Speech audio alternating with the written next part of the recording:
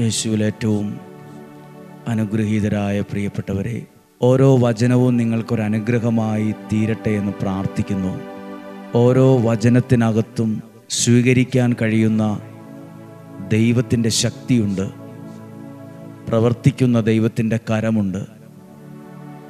അതിലൂടെ അനുഭവിക്കാൻ കഴിയുന്ന ദൈവീക ഇടപെടലുകളുണ്ട്. നിങ്ങളുടെ പ്രാർത്ഥനകളെല്ലാം ഇന്ന് കേൾക്കാൻ പോകുന്ന വചനത്തിലേക്ക് ഏൽപ്പിച്ചു കൊടുക്കുക. നിങ്ങളുടെ വീടിനെ ഏൽപ്പിച്ചു കൊടുക്കുക. പ്രത്യേകം സമർപ്പിക്കുന്ന ഓരോ പ്രാർത്ഥനാ വിഷയങ്ങളിലും ദൈവത്തിൻ്റെ കരം വെളിപ്പെടും. ദൈവത്തിൻ്റെ അത്ഭുതകരമായ ശക്തി അനുഭവിക്കാൻ ഇടവരും. ചില വ്യക്തികൾ ജീവിതത്തിൽ പറയുന്നൊരു സങ്കടമുണ്ട്. ഞാൻ ഒന്നിനും പറ്റാത്ത വിധത്തിൽ തകർന്നു കിടക്കുകയാണ്. ഇനിയൊരു മനുഷ്യനെ കൊണ്ട് എന്നെ രക്ഷപ്പെടുത്തുക സാധ്യമല്ല. ഞങ്ങൾക്ക് വേണ്ടി പ്രാർത്ഥിക്കണം. മറ്റൊരാൾക്ക് രക്ഷപ്പെടുത്താൻ കഴിയാത്ത വിധത്തിൽ തകർന്നിരിക്കുന്ന ഏതെങ്കിലും സാഹചര്യം ജീവിതവുമായി ബന്ധപ്പെട്ട് ഉണ്ടെങ്കിൽ ദൈവകരങ്ങളിൽ അത് ഏൽപ്പിച്ചു കൊടുക്കുക. അതിന്മേൽ ദൈവത്തിൻ്റെ ഒരു ശക്തി ഇന്ന് പ്രവർത്തിക്കും. അതിന്മേൽ ദൈവത്തിൻ്റെ കരം വെളിപ്പെട്ടു വരും എന്ന് പ്രതീക്ഷയോടെ നിങ്ങൾക്ക് വേണ്ടി പ്രാർത്ഥിച്ചുകൊണ്ട് ഈ വചനം കേൾക്കാം. ഉൽപ്പത്തി പുസ്തകം 17-ാം അധ്യായം 15-ാമത്തെ വാക്യം. അബ്രാഹത്തോട് ദൈവം അരുളി ചെയ്തു, നിന്റെ ഭാര്യ സാറായിയെ ഇനിമേൽ സാറായി എന്നല്ല വിളിക്കേണ്ടത്, അവളുടെ പേര് സാറ എന്നായിരിക്കും. ഞാൻ അവളെ അനുഗ്രഹിക്കും. അവളിൽ നിന്ന് ഞാൻ നിനക്കൊരു പുത്രനെ തരും. അവളെ ഞാൻ അനുഗ്രഹിക്കും. അവൾ ജനതകളുടെ മാതാവാകും. ഇതെല്ലാം ദൈവം അബ്രാഹത്തോട് പറഞ്ഞു. അപ്പോൾ ഇത് കേട്ടപ്പോൾ അബ്രാഹാം, 17-ാമത്തെ വാക്യം, അബ്രാഹാം കമിഴ്ന്നു വീണ് ചിരിച്ചുകൊണ്ട് ആത്മഗതം ചെയ്തു. 100 വയസ്സ് തികഞ്ഞവന് കുഞ്ഞു ജനിക്കുമോ? 90 എത്തിയ സാറ ഇനി പ്രസവിക്കുമോ? പ്രിയപ്പെട്ടവരെ, ഈ വചനം വായിക്കുമ്പോൾ വളരെ സുപരിചിതമായി തോന്നുമെങ്കിലും ഈ വചനത്തിനകത്ത് ദൈവത്തിന് നമ്മളോട് സംസാരിക്കുന്ന ഒരാശയമുണ്ട്. കമിഴ്ന്നു വീണ് ചിരിച്ചുകൊണ്ട് പറഞ്ഞു. ഇത് മനുഷ്യൻ്റെ മുമ്പിലല്ല ചിരിച്ചത്, ദൈവത്തിൻ്റെ മുമ്പിലാണ്. ദൈവത്തിൻ്റെ മുമ്പിൽ ഇങ്ങനെ ചിരിക്കണമെങ്കിൽ, ഇങ്ങനെയൊന്ന് ചിരിക്കണമെങ്കിൽ അടുപ്പമുള്ള ഒരു ബന്ധം വേണം. അടുപ്പമുള്ള ഒരു ബന്ധം. ആ ബന്ധമുള്ള ആളാണ് അബ്രഹാം. അടുപ്പമുള്ള ബന്ധം, ബന്ധമല്ല, അടുപ്പമുള്ള ബന്ധം.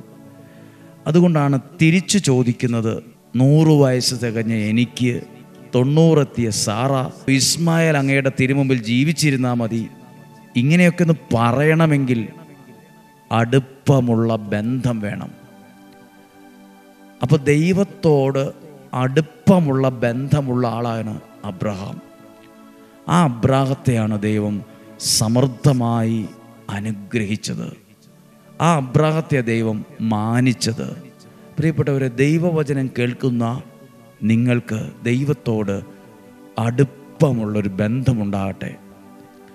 അത് ഏതർത്ഥത്തിലെത്തുമെന്നറിയാമോ? ഇനി പ്രാർത്ഥിച്ച് ആ വചനം വായിക്കുമ്പോൾ അറിയാൻ പറ്റും. അബ്രാഹത്തെ ദൈവം എത്ര സമൃദ്ധമായ വിധത്തിലാണ് അനുഗ്രഹിച്ചത്. 20-ാം വാക്യം തൊട്ട് വായിക്കുമ്പോൾ അത് വ്യക്തമാണ്. ഞാൻ ഇന്ന് നിങ്ങളോട് സംസാരിക്കുമ്പോൾ ഈ വചനം ഓർക്കുവാണ്.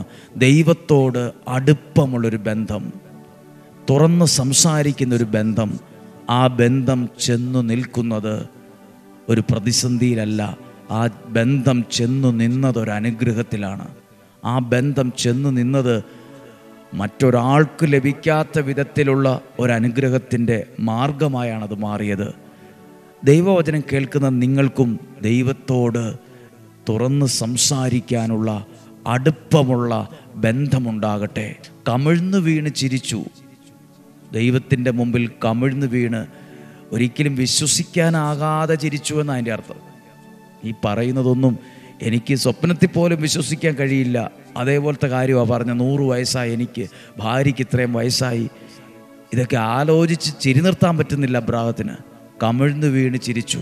അകത്തേക്ക് പോയി പേഴ്സണലായിട്ടുള്ള ഒരു സ്ഥലത്തിരുന്ന് ഒറ്റയ്ക്കത് ആലോചിച്ച് ചിരിച്ചു എന്നല്ല, ദൈവത്തിൻ്റെ മുമ്പിൽ വെച്ച് അത് പറയുകയും ചിരിക്കുകയൊക്കെ ചെയ്തു. അത് അടുപ്പമുള്ളൊരു വ്യക്തിയുടെ മുമ്പിൽ നമ്മൾ അങ്ങനെയൊക്കെ ചെയ്യത്തുള്ളൂ. ഏറ്റവും അടുപ്പമുള്ള ഒരാളുടെ അടുത്ത് നമ്മളിങ്ങനെ തുറന്ന് പറയത്തുള്ളൂ, ഇത്ര ഉള്ളു തുറന്ന് ചിരിക്കുകയുള്ളൂ. അല്ലെങ്കിൽ എല്ലാം നമ്മൾ ശ്രദ്ധിച്ചൊക്കെ കൈകാര്യം ചെയ്യുള്ളൂ. നമ്മളെക്കാൾ വലിയ സ്ഥാനത്തിരിക്കുന്ന ഒരാളുടെ മുമ്പിൽ നമ്മൾ ഭയഭക്തിയോടെ ഇരുന്ന് ഉള്ളിൽ എന്തെങ്കിലും തോന്നിയാൽ തന്നെ മിണ്ടാതെ പോകത്തേ ഉള്ളൂ. അധികം ഒച്ചത്തിൽ ചിരിക്കാനോ ബഹളം വയ്ക്കാനോ ഒന്നും നമ്മൾ നിൽക്കത്തില്ല. നമ്മൾ പിന്നീട് മാറി പറഞ്ഞ് ചിരിക്കുമായിരിക്കാം. പക്ഷെ അബ്രാഹാം ദൈവത്തിൻ്റെ മുമ്പിൽ വെച്ച് തന്നെ ആ ചിരിക്കണമെങ്കിൽ, അങ്ങനെ തുറന്ന് പറയണമെങ്കിൽ ആ ബന്ധം നോക്കൂ. ആ ബന്ധമുള്ളവരെയാ എല്ലാ അനുഗ്രഹങ്ങളുടെയും വാതിലാണ് ഈ ബന്ധം. എല്ലാ ഐശ്വര്യത്തിൻ്റെയും വാതിലാണ് ദൈവത്തോടുള്ള ഈ നല്ല അടുപ്പമുള്ള ബന്ധം. ഈ ബന്ധം നിങ്ങളുടെ കുടുംബത്തിനുണ്ടാകണം. ഈ ബന്ധം നിങ്ങളുടെ ജീവിത പങ്കാളിക്കുണ്ടാകണം. ഈ ബന്ധം നിങ്ങളുടെ മക്കൾക്കുണ്ടാകണം. ഈ ബന്ധം നിങ്ങളുടെ ഭവനത്തിനുണ്ടാകണം. ഈ ബന്ധമാണ് എല്ലാ ബന്ധനങ്ങളെയും അകറ്റുന്ന ബന്ധം. എല്ലാ പ്രതിസന്ധികളെയും മാറ്റുന്ന ബന്ധമാണ്. പ്രശ്നങ്ങളെ മാറ്റുന്ന ബന്ധമാണിത്. ദൈവം ഒരു ഉടമ്പടി ബന്ധം സ്ഥാപിക്കുന്ന ബന്ധമാണിത്. അബ്രാഹത്തോട് ദൈവം ഉടമ്പടി സ്ഥാപിച്ചു. ഇസ്ഹാക്കിനോട് ദൈവം ഉടമ്പടി സ്ഥാപിച്ചു. പ്രിയപ്പെട്ടവരെ, ദൈവത്തിൻ്റെ വചനം കേട്ട് പ്രാർത്ഥിക്കുന്ന നിങ്ങൾക്ക്, ആ സ്വീകരിക്കുന്ന നിങ്ങൾക്ക് ദൈവത്തോട് അടുപ്പമുള്ള ബന്ധമുണ്ടെങ്കിൽ നിങ്ങളോടും നിങ്ങളുടെ കുടുംബത്തോടും തലമുറയോടും ദൈവം ഉടമ്പടി ബന്ധം സ്ഥാപിക്കും. അനുഗ്രഹങ്ങൾ നൽകുന്ന വലിയ ഉടമ്പടി ബന്ധം ആരംഭിക്കും. ദൈവം നിങ്ങളെ സഹായിക്കട്ടെ. അടുപ്പമുള്ള ബന്ധമുണ്ടാകട്ടെ. ചില കാര്യങ്ങളൊക്കെ കേൾക്കുമ്പോൾ, പറയുമ്പോൾ, അത് കേൾക്കുമ്പോഴൊക്കെ നമുക്കിതൊന്നും വിശ്വസിക്കാൻ പോലും കഴിയത്തില്ലായിരിക്കാം.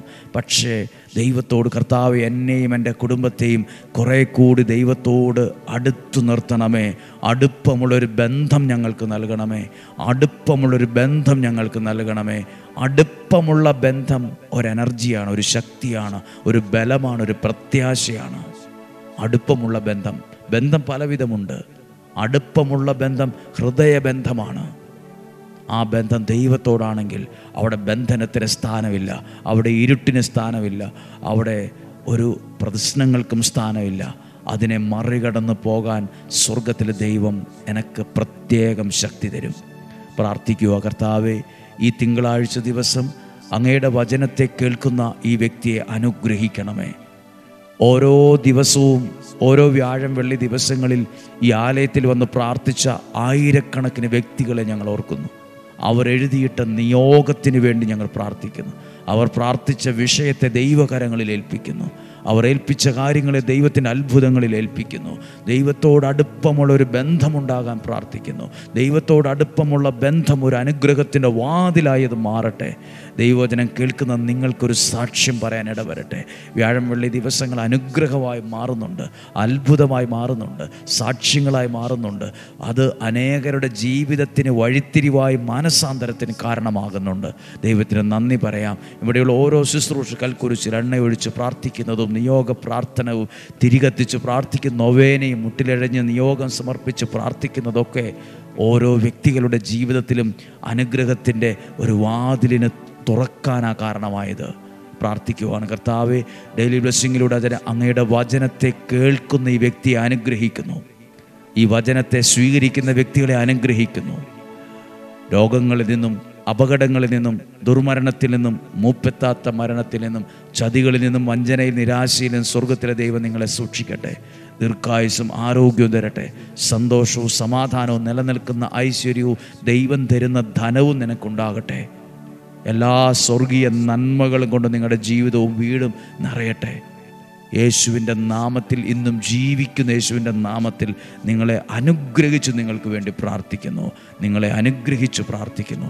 നിങ്ങളെ അനുഗ്രഹിച്ച് പ്രാർത്ഥിക്കുന്നു. ഇപ്പോഴും എപ്പോഴും എന്നേക്കും. ആമേൻ. സാധ്യമായ എല്ലാവർക്കും അയച്ചു കൊടുക്കുക. ഈ തിങ്കളാഴ്ച ദിവസം വചനം കേൾക്കുന്ന നിങ്ങളെ സ്വർഗത്തിലെ ദൈവം അനുഗ്രഹിക്കും. ഈ വചനത്തിലൂടെ നിങ്ങൾക്ക് വേണ്ടി പ്രാർത്ഥിച്ചു. അസാധ്യ കാര്യങ്ങൾ ദൈവം സാധിച്ചു തരട്ടെ എന്ന് പ്രാർത്ഥിക്കുന്നു. വലിയവനായ ദൈവം എന്നെ നിങ്ങളെയും ഉള്ളം കയ്യിലെന്ന പോലെ സൂക്ഷിക്കട്ടെ. നാളെയും 5:30 കാണുന്നത് വരെ ദൈവം നമ്മെ സഹായിക്കട്ടെ, സൂക്ഷിക്കട്ടെ. ആമേൻ.